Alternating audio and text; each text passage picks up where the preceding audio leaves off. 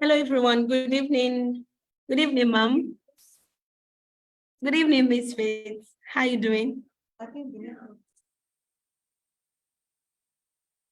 I'm fine. Good evening. Can you hear me? Yes, we can hear you, ma. Thank you so much for joining. I'm so sorry. Apologies for the delay, and we're so sorry for the network issues. We're just having some technical gauge from our end, but we're trying to fix that up. And so we'll be starting right away, and we are so excited to have you joining us today on today's episode of our Facebook live chats, available by choice Facebook live chats. It's going to be an interactive section. So we would love you to express yourself. Of course, you know, a lot of women out there will be willing to hear from you and to learn from your experience. And so a minute, please let me share my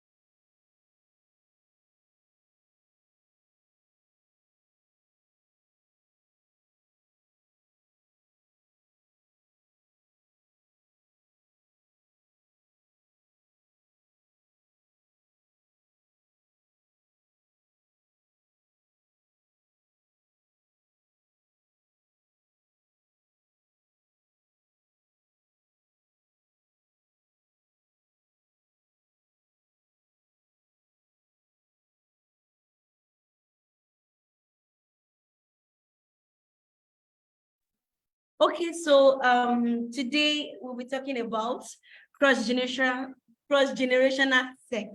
And of course, we know it's something that is broad.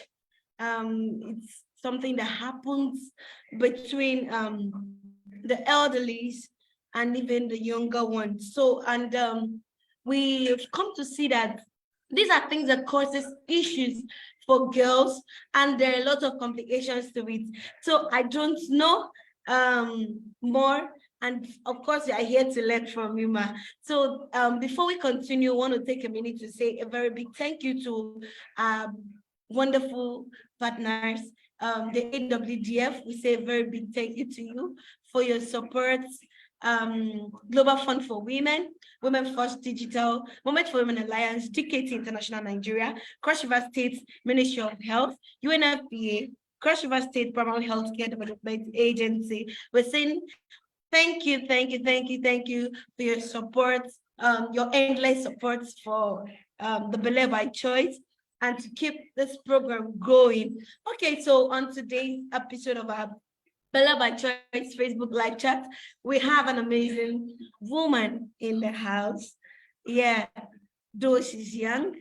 Yeah, and but well experienced, and we want to urge everyone to be ready. I believe we're already shared, so we don't need to tell you that. So be ready to drop your questions. She's here to attend to your questions at all times. You can use the chat box. For those of you joining us on Facebook, please feel free. Today is going to be interactive, so it has to be. Okay, so the Farm Faith is a public health professional.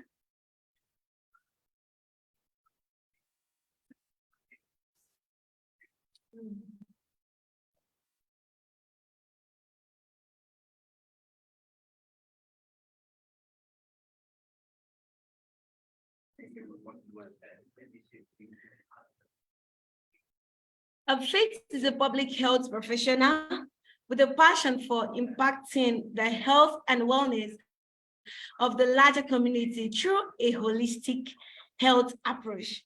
She's passionate to bring in about change, and she's had several opportunities to participate in community development programs and project implementations that brings about change in the community and society at large. She has 2 years of hands-on experience in program planning, monitoring and evaluation, as well as health education and promotion. Faith is a microbiology graduate from Joseph Ayo Babalola University. Wow, that's beautiful. Yeah, she developed an interest in public health during her internship after her service year, and has followed the path of becoming a public health worker, currently working at Royal Heritage Health Foundation, a non-governmental organization, as a program officer. Wow, you're doing well, Ma. Well done for the great job you're doing. Thank you. Yeah, it's really an honor to learn more from you. And having you on the talk today is going to be, yeah, beautiful. Okay, so today we're talking about cross-generational sex, and we have to start right here, but I'll be handing over here to our co-anchor, Faith. Are you there?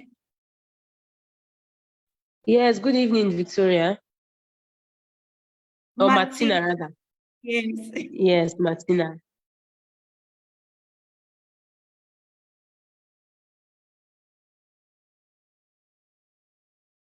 Okay, so can you continue from here? Yes, good evening, Faith. On our Belle by Choice show today. Good evening. Thank you so much for showing up.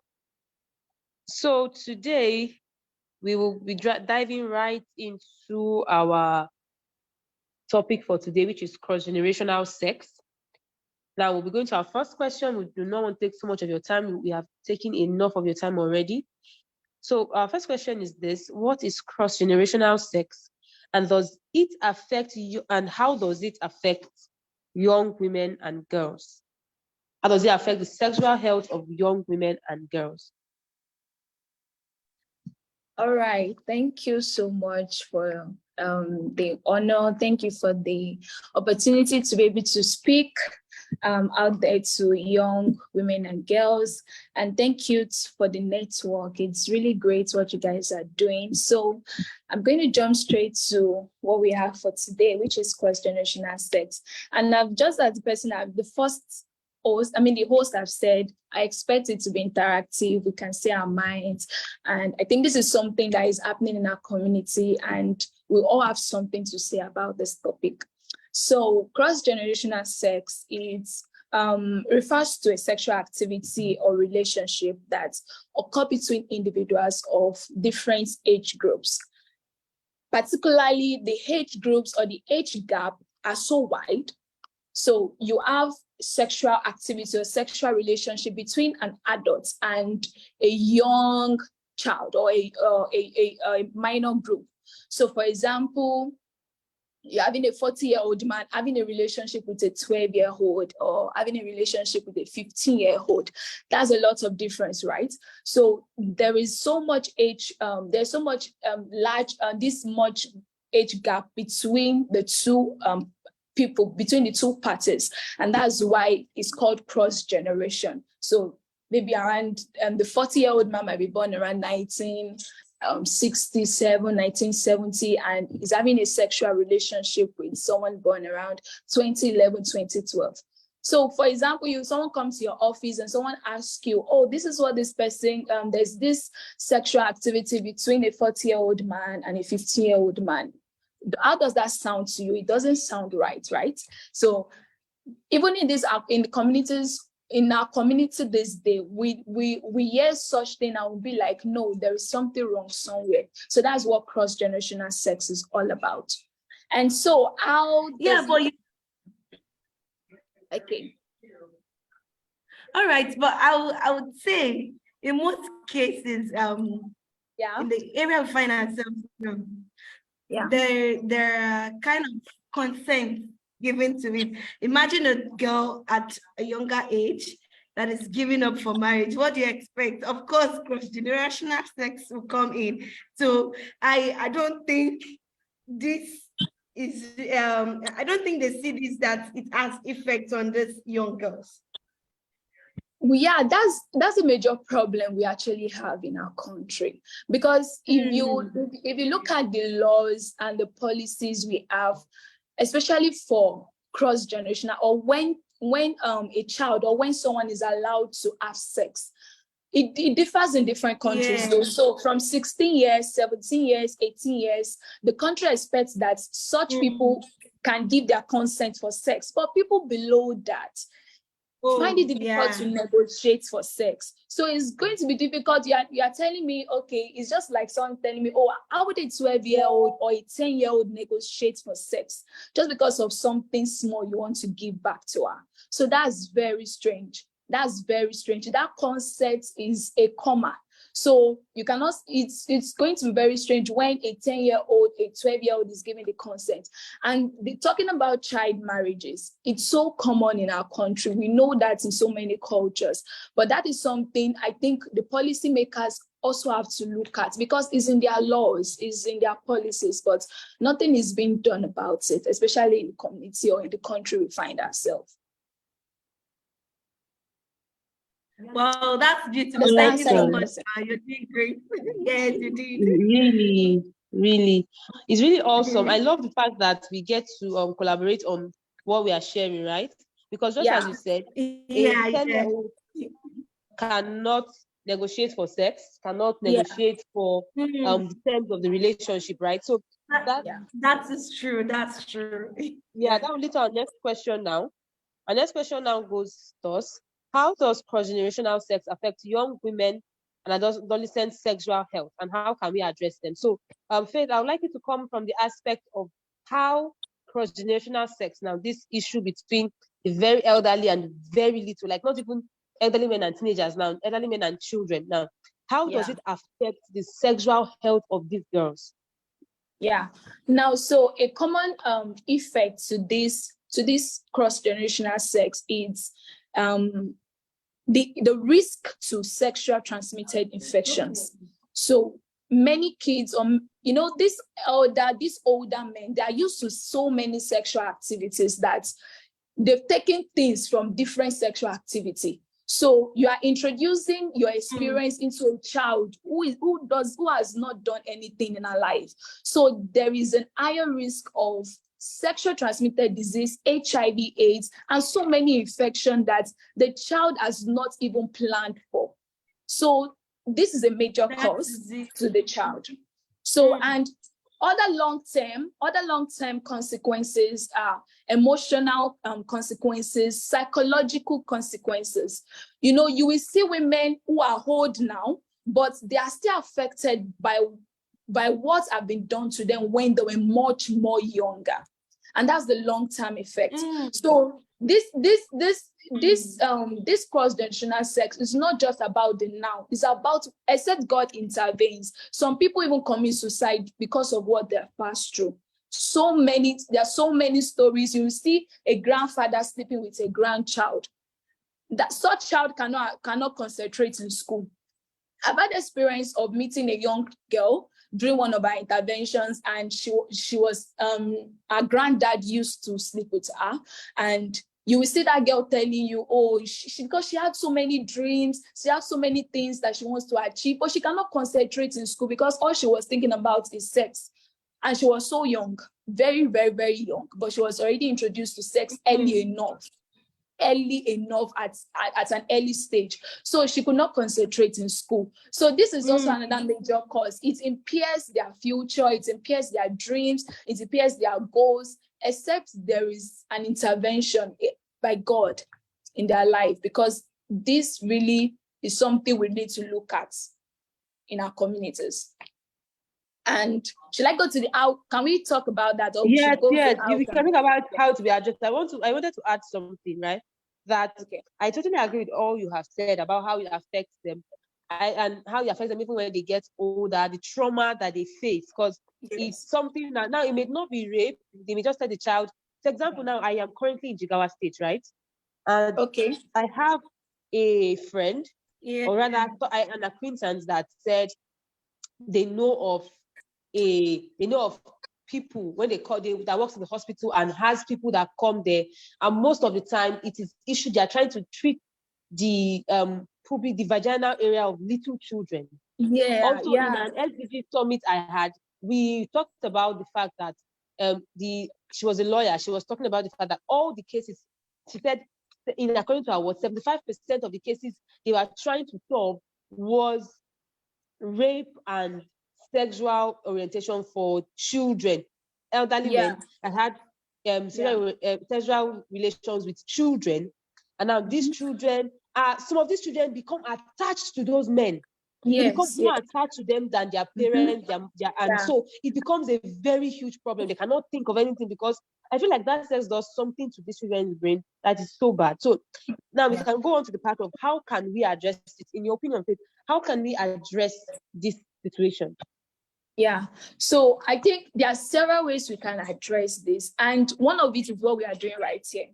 These girls need to know, these girls need to be aware of what is going on around them. Now, okay, the most common one for me, the most common awareness for these girls is a comprehensive sexual education. Now, I know you would say that, well, it's common in our generation now that you will see younger children who know sex even more than you already, right? Because of what they watch, because of everything you are seing. But that thing is Yes, the what they wrong, want. yeah. Yes, But yes. they are learning sex in the wrong way. And we as people who are the frontliners, we who have gone before them, we are not teaching them the right way of what sex is.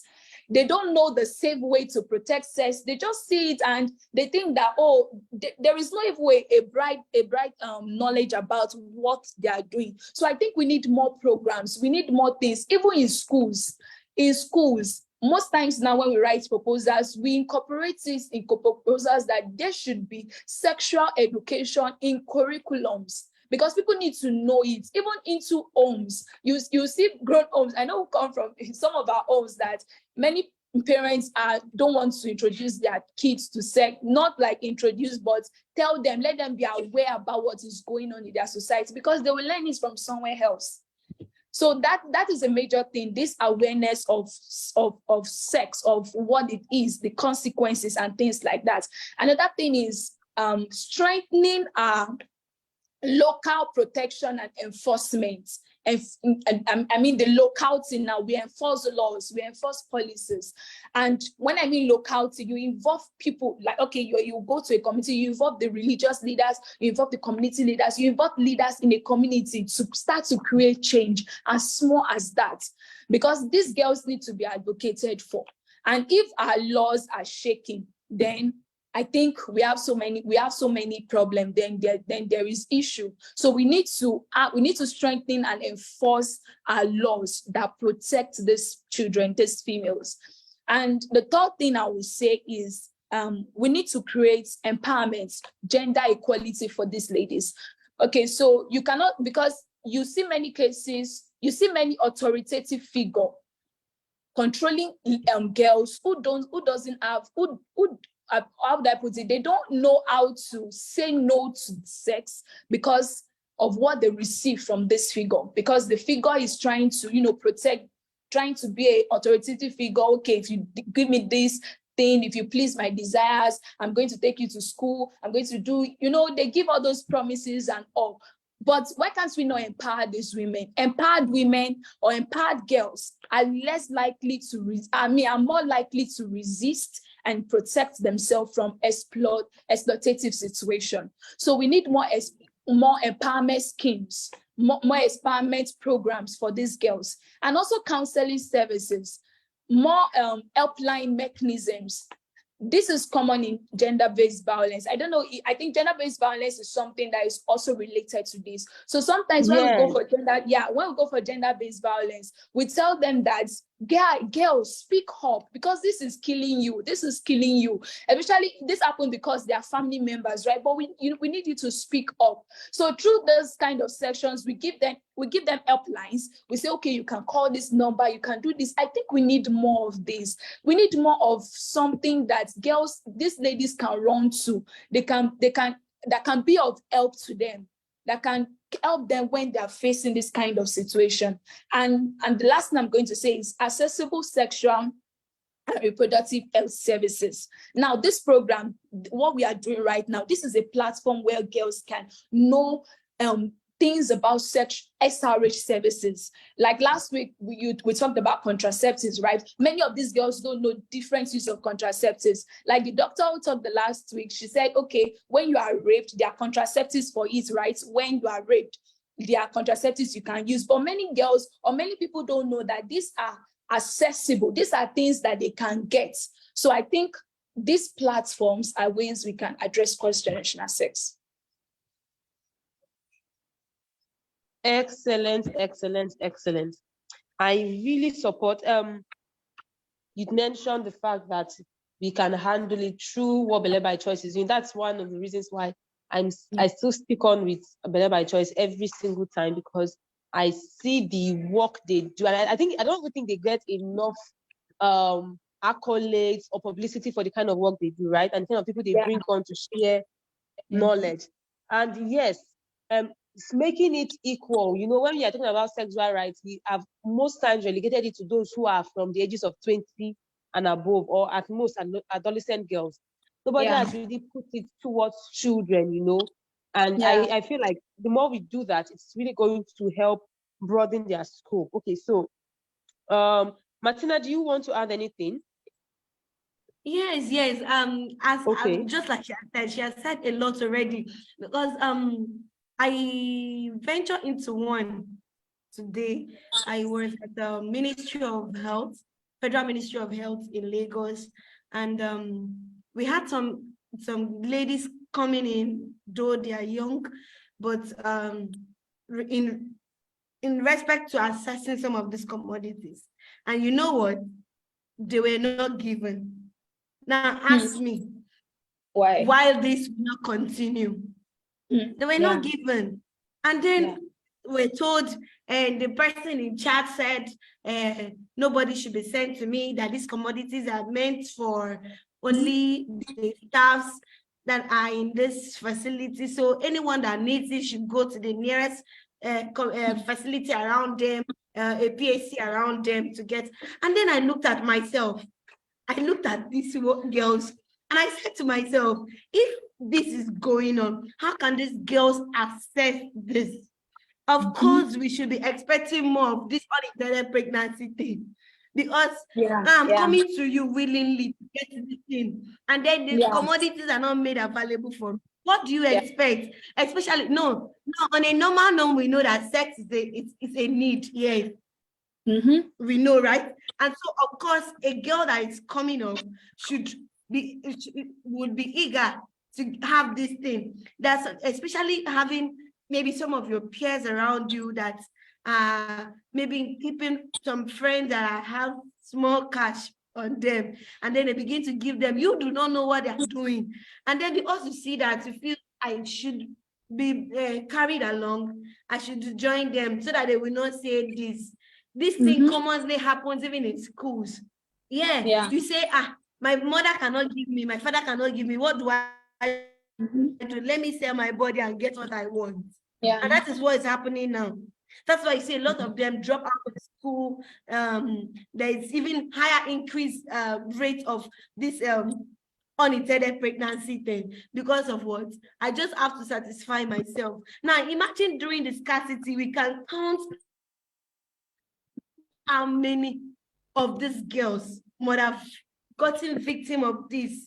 Now, if I can say like 2 just came to ask and they were not given the commodities, how about those more?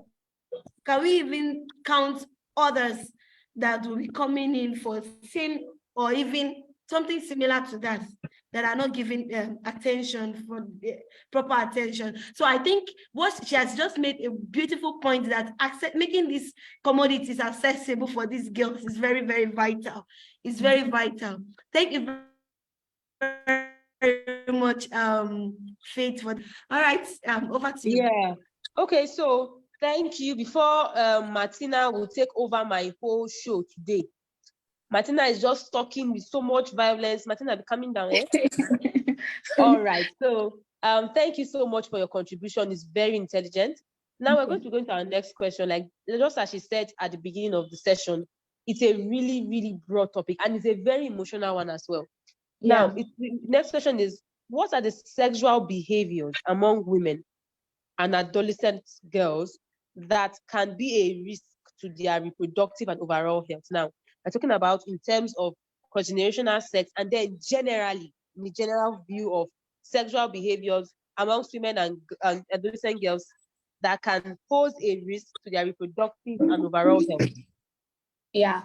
Okay. So I think the first one is, just like I've said, is lack of comprehensive sexual education among adolescents, right? So many adolescents venture into this kind of things, and they have insufficient knowledge about their sexual health, contraceptive methods, STI preventions, all these things that can contribute to risky sexual behaviors. So there is this lack of comprehensive sexual education, and this is something that is very risky to their reproductive health and also their overall health. Another thing is having unprotected sex, having unprotected sexual intercourse, which can lead to unintended pregnancies, is increased risk in HIV/AIDS, and so many other infections like that. And another behavior is having multiple sexual partners, but sometimes you will look at it from this side of some girls who are already used to sex from young age. Give an example of the girl who I said she was already having sex from a very young age. And all she can think about is sex, is sex, is sex. It's like if she has a boyfriend, all she wants to do is have sex with him. If she has another boyfriend, all she wants to do is have sex with him. If anybody that is coming away, she wants to have sex. Honestly, that is what is happening these days. So, so she wants to have sex. She wants to have sex. So there are multiple sexual partners, and this is a behavior. This is a behavior that is so risky to their health. Now, talking about reproductive health, at the long run, when everything is okay, then there is delay in childbirth. There is delay in fertility in so many things. And this is something that is really a challenge. And another thing we can look at is, so let's look at the aspect of those who could not negotiate for sex at a young age. But let us look at these people as some set of adolescents who, through peer groups, through peer pressure, they just venture into things they are not supposed to. We are talking about behaviors, right? So there are so many people who just venture into things they are not supposed to at that time or at that stage of their life. You use drugs, you take alcohol. When you are at the stage, or when you are at the moment, or when you are drugged, or when you are drunk, you cannot negotiate for sex because you will do anything that comes at your way at that time. So those behaviors are risky to the overall health. Exactly. I understand the fact that these girls, because they do not have early education and understanding, it's not just to take how will I put it now? They make unwise decisions. And so it affects them in general. So apart from now the physical part and the educational part, what other behaviors? Okay, you mentioned the fact that the girls now become horny perpetually, basically, like disgusting and also sad. So, but are there any other behaviors that you'd like to mention? Or rather, Martina, do you have any other behaviors you'd like to mention that women and girls carry out that is actually detrimental to their health, both their sexual and their overall health? Yes, I would say she has said it all, but I've come to realize I was interacting with some of these girls in school, and I heard, some of these things, like we never hear them before, but these girls, they sabi them. Yes, They actually. sabi passwords, I'm telling you, Very true. honestly. So as I was talking to one of them, the girl just said, that sex is very important. And I said, wow, really? Yes. He said it is a necessity and that she has learned about. Yes, now. But That necessity. it's a necessity. So I need it to keep myself going. And to some extent, some of these people will say, and some of these things, the mentality that some of these guys are using on these girls is that this thing will make you look more prettier. Take the sperms makes you have hips, and some of these girls will just want to get these things. The boss aspect, some that does not have will say, once I press it, the breast will be big. Please, I want to say out to those girls out there, don't allow a guy to be brainwashing you, telling you you will be this, that sperms makes you more prettier, you can use it for this, you can do this. Of course, we know you are not ready for it yet. Let them keep it. Once they are ready, if it's your husband, you will get it. Oh, you will get beautiful. The way you are even beautiful like that. God has created you with all that you have. You have been endowed with so much beauty. So you don't need more. So you wait for the time. Because a lot of these things now is because of when I use it, to some extent now, I tell you, a girl told us that she had to make use of it. She uses the sperm for curing of pimples on her face. So for the dark spots to go off, that's what she uses. And then I asked myself, how did this girl get this? So it has to go. So please, we want to advise all of you girls out there, don't let yourself be used by these men. It's not good. Very true. Very Honestly. true. Yeah. Very true. Okay, so now going to our next question. I think now this question is on contraceptives, although contraceptive was for last week. Let's just take a quick run through on that. Now, Faith, the question goes to you again. Can contraceptive affect a young woman's ability to have children in the future? Okay. I don't think contraceptive can affect young women to have ability to have children in the future. So I think I learned a lot from what the doctor said last week, actually. And she said that I think she was always mentioning gynecologist. Always seek a doctor to know the right contraceptives that you're supposed to use, because she mentioned different contraceptives, the oral ones and the non-oral ones that you can use. But main contraceptives should not affect your ability to have children in the future. Then going further, I'm just trying to explain based on the knowledge I gained from last week's lecture.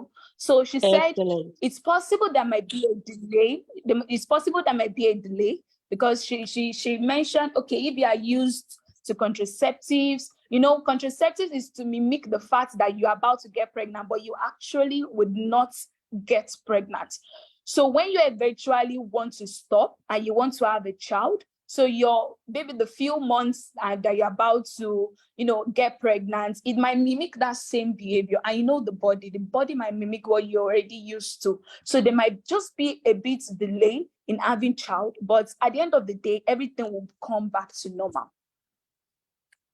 Yeah, that's true. Just exactly what you said. It shows that you are I should call it a fan, or a very great supporter, rather, a great supporter of the work of Bele by Choice. Thank you for listening on our conversation. So, everyone, you can see that listening in on Bele by Choice conversations will definitely make you, even if not for the health part, make you smarter and give you an idea of a broad category of topics. Okay, thank you so much. Now we're going to go to the next question. It says, what are the sexual and sexual violence abuse, I think this my question is giving me kind of a problem. What are the sexual violence and abuse of children and adolescents in Nigeria? And how can we overcome them? Now, we would say that cross-generational sex, I can say, is one of them, since that's what we're talking about. But now, what other sexual violence and abuse are being perpetrated by children, are being perpetrated towards children and adolescents here in Nigeria? And how can we overcome them? Yeah, so we might have mentioned one or two of these when we were first discussing, but the common other child violence and abuse we have child marriage. That's an abuse. We have rape, we have sexual assault, sexual exploitation, we have GBV, which GBV on its own is really a broad, is something very broad that affects both the young and the old. So those are various different other sexual violence that exist in our country. And talking about how we can overcome them, we've also mentioned this.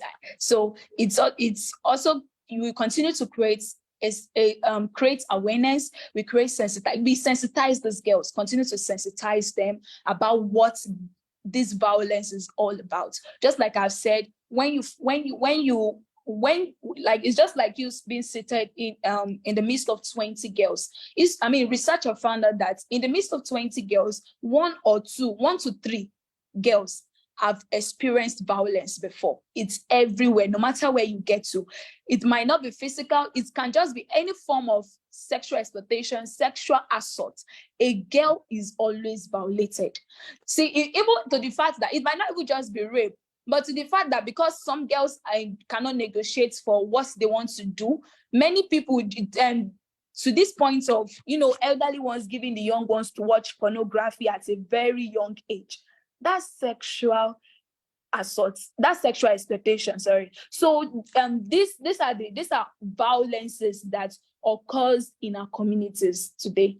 And so to overcome them, there's this continuous need of sensitization. We should we should create response mechanism, reporting mechanisms. The media should take it, the technology should take it, that this is happening in our community, and we should find a way to solve it.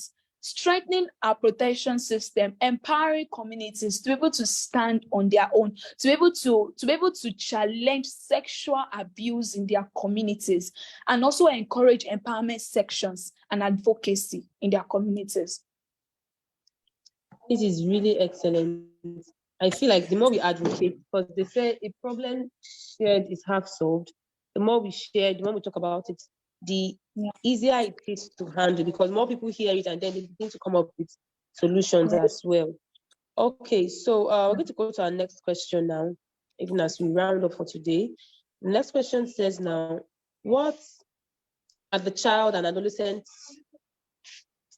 Rather, let me read from here. I think that question has a bit of a technical issue.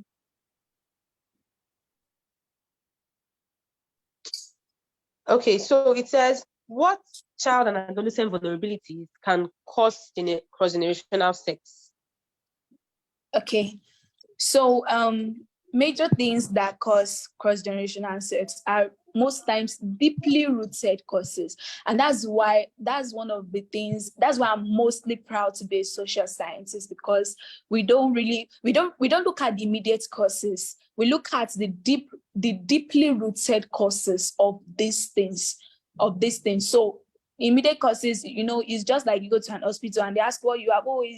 He died because of tobacco. But when a social scientist will go deeper into the situation, the social scientist will tell you is poverty. Okay, because the community, what is going on around him, the peer influence, and so many things. So I think the major things that cause this vulnerability and cross-generational sex is economic vulnerability. That's a deeply rooted thing, because one of the things that cause economic vulnerability is poverty. Yes, poverty, yes. There is lack of health care, there's lack of social support, there is, in fact, sometimes we work in hard to reach areas that those people don't even know how to get to the health care centers. it's very disheartening because you hear cases like that. So these kind of groups are more susceptible or are more vulnerable to exploitation. They are more vulnerable to abuse. Another thing is lack of educational opportunities. We as educated ones, now can someone just come and tell you, is promising you 10 million and you will go with him because of sex? Can you do that? No, because we are educated, right? We know what we are doing, but many of these people are not educated. Many of these people need these opportunities for them to grow, to become the best version of themselves. And another thing is absence of parental care and protection. So apart from even the fact that many children face the fact that their parents die when they are young, there are some people who their parents are still alive, but they are abandoned. They are neglected. They're not given the proper care. Now, someone's parents died, is living with the uncle. The uncle is, sexually abusing her. She's facing so many things. So these are major causes that make these people vulnerable to this thing we call cross-generational sex. And I think these are the things we need to look into. They are deeply rooted causes that we need to look into. Another is marginalization. They are marginalized groups that socially they are not accepted in the communities, and these groups are also vulnerable to this kind of sex. And another thing, lastly, is gender inequality. So this is also something we need to fight. This is also a deeply rooted cause we need to fight in our communities. Girls are discriminated. Many cultures, many past, or many people, or many society give unequal power dynamics to girls. So they believe the girls must be lower than men. So these are the things happening in our society that have made us vulnerable to cross-generational sex. This is so amazing. Thank you so much for speaking so much. And one of the things I'll pick from you generally is the fact that being on the field has really broadened your knowledge and made you see the point, rather see from the perspective of these girls and how they face these challenges. So thank you so much for giving heartfelt answers to all these questions. Thank you so much. All right, so we'll be rounding up here for today. If there are any questions, we encourage you to drop it in the chat. We'll pick them up, and by next week, Thursday, on another session, we'll take all the questions and answer them. Thank you so much for sticking with us. Thank you so much, Faith. We are grateful for your time, grateful for your consistent support and love towards Belle by Choice. We pray more wisdom in all you do. And next time we are having you here, we hope you would like to join us and speak on our show. Okay, thank you very much. Thank you so much. Thank you so much. Thank you for the opportunity. Yes, we are glad you could make it. Thank you. Thank you so much. Okay, so we are going to be rounding up here for today, and we are so grateful for everyone that was able to join. Now, even as we go today, we want to remind you that next week Thursday, join us again on our Facebook or YouTube in African Girls Empowerment Network, and you will catch all of our programs. You can call these numbers on your screen right now to reach any of our counselors for a virtual counseling session to help educate you more on your sexual rights and needs. And if you would need a